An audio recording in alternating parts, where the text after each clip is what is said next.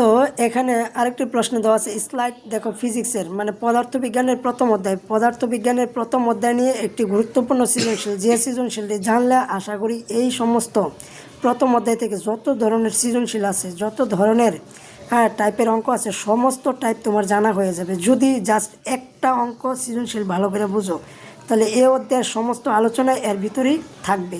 যে কোনো ধরনের সৃজনশীল আসুক না কেন এই সৃজনশীলের মধ্যে থেকে আলোচনা আসবে, হুবহু মান হয়তো মান চেঞ্জ হতে পারে কিন্তু আলোচনা বা এই ধরনের টাইপের ভিন্ন টাইপ আসবে না। তো আমি একটু শুরুতে প্রশ্নটা বলছি, সেটা হচ্ছে স্লাইড ক্যালিপাস দিয়ে একটি আয়তকার বস্তুর দৈর্ঘ্য ও প্রস্থ পরিমাপের নির্মূলক তথ্যগুলো দেওয়া আছে। এই দেখো ছকের মাধ্যমে দেওয়া আছে। এখানে দৈর্ঘ্য প্রধান স্কেলের পার্ট দেওয়া আছে 15 সেন্টিমিটার, ভার্নিয়ার সমপতন এক্স দেওয়া আছে, ভার্নিয়ার ধ্রুবক 0.1 মিলিমিটার দেওয়া আছে, আর পার্ট দেওয়া আছে 15.12 সেন্টিমিটার। আর প্রস্থের ক্ষেত্রে 10 সেন্টিমিটার দেওয়া আছে প্রধান স্কেলের পার্ট, ভার্নিয়ার সমপতন 8 দেওয়া আছে, আর পার্ট নিচে ওয়াই দেওয়া আছে, প্রস্থ বের করতে হবে। সবচেয়ে গুরুত্বপূর্ণ পয়েন্ট হচ্ছে দৈর্ঘ্য ও প্রস্থ পরিমাপের আপেক্ষিক ত্রুটি কিন্তু 0.5%। এটা কিন্তু এখানে বলা আছে, এই জিনিসটা মাথায় রেখে অঙ্ক করতে হবে। আসলে আমাদের মূল প্রশ্নটা হচ্ছে দৈর্ঘ্য ও প্রস্থ পরিমাপের আপেক্ষিক যে ত্রুটিটা আছে এই ত্রুটিটা খেয়াল করতে হবে। ত্রুটি হচ্ছে 0.5%, এটা হচ্ছে মূল পয়েন্ট। আচ্ছা যাই হোক, এখন ক নম্বর প্রশ্নটা আসো। দেখো স্লাইড ক্যালিপাসের ভার্নিয়ার স্কেলের কত ভাগ মূল স্কেলের কত ভাগের সমান নির্ণয় করো।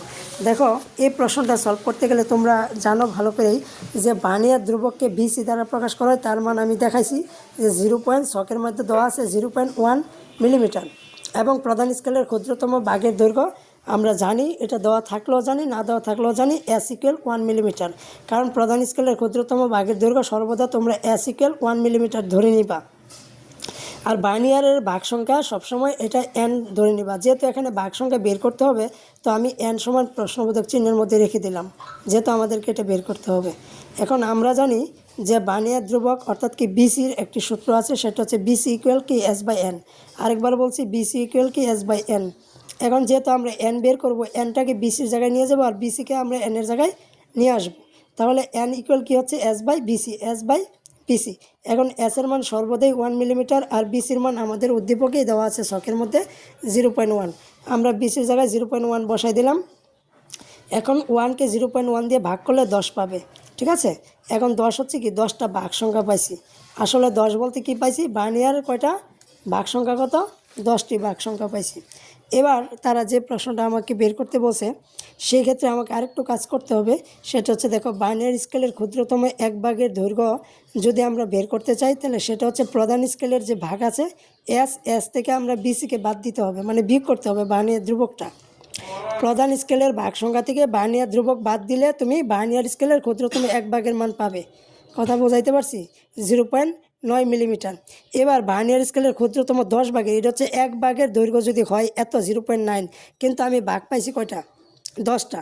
অতএব এক ভাগের দৈর্ঘ্যের সাথে যদি 10 গুণ দিই তাহলে আমি 10 ভাগের কি দৈর্ঘ্যের মান পাবো, অর্থাৎ কি 10 ভাগের দৈর্ঘ্য এখানে কত আসলো, 9 মিলিমিটার। এবার আমাদেরকে বলছে প্রধান স্কেলের ভাগ সংখ্যা নির্ণয় করো।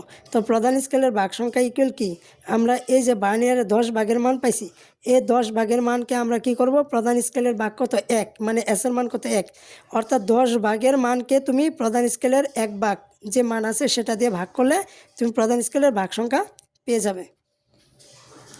আশা করি বুঝছো। এবার দেখো খ নম্বর প্রশ্নটা কি বলছে, এক্স এর মান নির্ণয় করো। আচ্ছা যাই হোক, খ নম্বর প্রশ্নটা আমি এখানে করে নেই, এটা আমি পরবর্তীতে তোমাদেরকে করে অত্যন্ত সহজভাবে বুঝিয়ে দেবো। গ নম্বর প্রশ্নটি দেখো এখানে কি বলা আছে, বস্তুটির প্রস্থ নির্ণয় করো।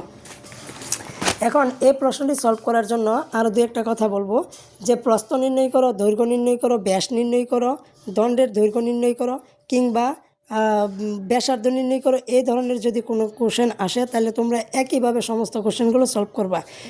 সর্বদাই খেয়াল করবা সেটা হচ্ছে কি ওয়াই ইকুয়াল কি m+b/bc। তাই ওয়াইকে এখানে প্রস্থ দ্বারা প্রকাশ করছি। যদি দৈর্ঘ্য বলো তাহলে ওয়াইয়ের জায়গায় হয়তো এক্স লিখতে পারো, অথবা যে কোনো প্রতীক দ্বারা চিহ্নিত করতে পারো, তাতে কোনো সমস্যা নাই, কিন্তু সূত্র কিন্তু একই থাকবে। অর্থাৎ কি m+b/bc। এম হচ্ছে প্রধান স্কেলের পার্ট, যা আমি শুরুতেই লিখছি যে প্রধান স্কেলের পার্টকে এম দ্বারা প্রকাশ করা হয়, তার মান হচ্ছে 10 সেন্টিমিটার। ভার্নিয়ার সমপতন হচ্ছে বি, যার মান হচ্ছে 8 দেওয়া আছে উদ্দীপকে। ভার্নিয়ার ধ্রুবক হচ্ছে বিসি, যার মান দেওয়া আছে 0.1 হ্যাঁ, সেটাকে মিলিমিটার দেওয়া আছে, আমরা এটাকে 10 দিয়ে ভাগ করে সেন্টিমিটার নিয়ে নিলাম। তাহলে 10 দ্বারা যদি 0.1কে ভাগ করো 0.01 সেন্টিমিটার পাবে। আর প্রস্থ বের করার জন্য প্রস্থের যে কোনো একটা প্রতীক ধরে নিলাম, ওয়াই দ্বারা প্রশ্নটি ধরে নিলাম, যেহেতু উদ্দীপকে ওয়াই দেওয়া আছে। তাহলে আমরা ওয়াই ইকুয়াল কী জানি, M plus B into BC. তা আমরা এম এর মানটা বসাইলাম, প্লাসের প্লাস, বির মান বসালাম, ইন্টু বিসির মান বসাইলাম। এখন এম এর যদি 8-এর সাথে 0.01 গুণ দেই, উক্ত গুণফলের সাথে যদি 10 যোগ করি, তাহলে আমরা 10.08 সেন্টিমিটার পাবো, যা প্রস্থের মান বের হয়ে গেল। এবার এভাবে আমরা প্রস্থ, ব্যাস, ব্যাসার্ধ, দণ্ডের দৈর্ঘ্য একই সূত্রের মাধ্যমে বের করতে পারি। দেখো, গ নম্বর প্রশ্নে বলছে উদ্দীপকের আয়তাকার বস্তুর ক্ষেত্রফল নির্ণয়ের আপেক্ষিক ত্রুটি, দৈর্ঘ্য পরিমাপের আপেক্ষিক ত্রুটির দ্বিগুণ, গাণিতিক ব্যাখ্যা করো। এই সমস্ত কোশ্চেনগুলো আমি আরেকবার বলছি, আপেক্ষিক ত্রুটি নিয়ে যখনই কোনো ধরনের প্রশ্ন আসবে, তখন এই কথাটা তোমরা মাথায় রাখবা। আপেক্ষিক ত্রুটি বললেই এই কথাটা মাথায় রাখবা। এখানে আমরা দেখি যে বস্তুটার দৈর্ঘ্য দেওয়া আছে 15.12 সেন্টিমিটার, প্রস্থ আমরা দেখতে পাচ্ছি 10.08 সেন্টিমিটার আমরা বের করছি গ নাম্বারে। যা বস্তুর দৈর্ঘ্য আমরা উদ্দীপকে দেখতে পাচ্ছি, আর খ হচ্ছে বস্তুর প্রস্থ আমরা বের করছি। তাহলে আমার কথা হলো যে একটি বস্তুর যদি দৈর্ঘ্য দেওয়া থাকে, একটি বস্তুর যদি প্রস্থ দেওয়া থাকে, তাহলে বস্তুটা যদি আয়তাকার হয়, তাহলে তার ক্ষেত্রফল বের করাটা অত্যন্ত সহজ। সেটা হচ্ছে দৈর্ঘ্য আর প্রস্থ গুণ দিলে আমরা ক্ষেত্রফল পেয়ে যাই। এটা অতি সাধারণ একটি বিষয়। দৈর্ঘ্য দেওয়া আছে একটি বস্তু, প্রস্থ দেওয়া আছে একটি বস্তু, তাহলে দৈর্ঘ্য আর প্রস্থ গুণ দিলে আমরা ক্ষেত্রফল পেয়ে যাব। আর ক্ষেত্রফলটা যেহেতু ক্ষেত্রফল, তাহলে এটাকে বর্গ সেন্টিমিটার রাখবা। অ্যাটেনশন, মনোযোগ দাও। এবার পরবর্তীতে দেখো, এখানে আপেক্ষিক ত্রুটির কথা বলা আছে। দৈর্ঘ্য ও প্রস্থ পরিমাপে আপেক্ষিক ত্রুটি ও সবচেয়ে গুরুত্বপূর্ণ পয়েন্ট, যেটা আমি অনেকবারই বলছি, যে আপেক্ষিক ত্রুটি হচ্ছে 0.5%। এই কথাটা আমাকে মাথায় রাখতে হবে। তো এই কথাটা মাথায় যেহেতু রাখবো, ত্রুটি শব্দের অর্থ কী? ত্রুটি শব্দের অর্থ হলো হয় কি কম হবে, নাহলে কী হবে, বেশি হবে। মনে করতে হবে যে দুটি বিষয়, একটা হচ্ছে কম অবস্থায়, আরেকটা হচ্ছে বেশি অবস্থায়। এবার আমি প্রাথমিকভাবে কম অবস্থায় ক্ষেত্রফলটা বের করে নিই। যেহেতু ত্রুটির কথা বলছি, ত্রুটি বললেই খেয়াল রাখতে হবে দুইটা ক্ষেত্রফল বের করতে হবে, একটা কম অবস্থায় ক্ষেত্রফল আর একটা বেশি অবস্থায় ক্ষেত্রফল। তাহলে এখানে কম অবস্থায় ক্ষেত্রফল বের করছি। তাহলে দেখো দৈর্ঘ্য, এই যে দেখো দৈর্ঘ্য মাইনাস দৈর্ঘ্য এর 0.5%।